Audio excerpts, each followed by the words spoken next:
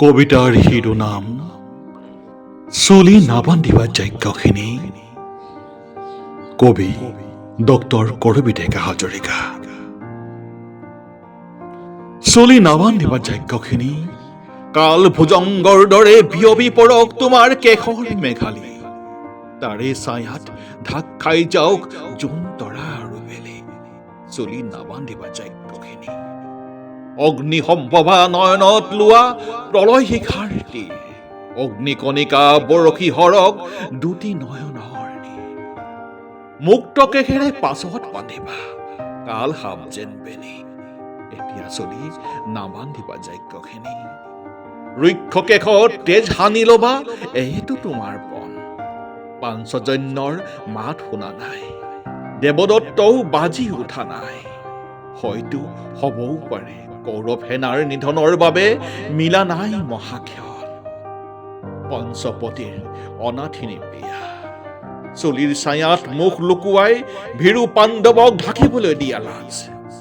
ধৰ্মপুত্ৰ নীতিৰ অধীন, পাৰ্থৰো আজি বৃহন্নলাবেশ। বীৰ বিকুদৰ ভোগত মগ্ন, মাতৃতনয় নামেই নলবা। কোমলীয়া দেহী তেজৰ কথাত হয়তো খাইছে ভয়। যজ্ঞখিনি সহায় নেলাগে কাৰো, চুলিৰ মেঘত ধুমুহা নামক।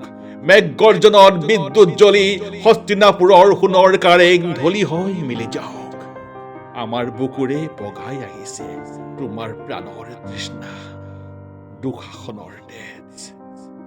বহুতো সহিলো দুখ অপমান, বহুতো দেখিলো নীতিৰ কামত অত্যাচাৰৰ নীতি। এতিয়া লভিছে আমাৰ নদীয়ে উভতি যোৱাৰ গতি। কৌৰৱ সেনাৰ কিৰিলিৰ মাত এতিয়াও শুনি আছো, অন্ধ ৰজাৰ ৰাজহাউলিত মৰণ পাশাৰ খেল। ভীৰু পুৰুষৰ পণ লৈ আমি বহুতো সহিলো ক্লেশ, এতিয়া তাকেই ঘূৰাই দিয়াৰ ক্ষণ।